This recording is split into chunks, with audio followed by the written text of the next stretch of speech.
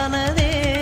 காதல் என்ற மந்திரத்தின் மாயம் என்ன, கல்லும் முள்ளும் இப்போது பூவானதே. வானவில்லின் துண்டொன்று மண்ணில் வந்து யாருக்கும் சொல்லாமல் பெண்ணானதே.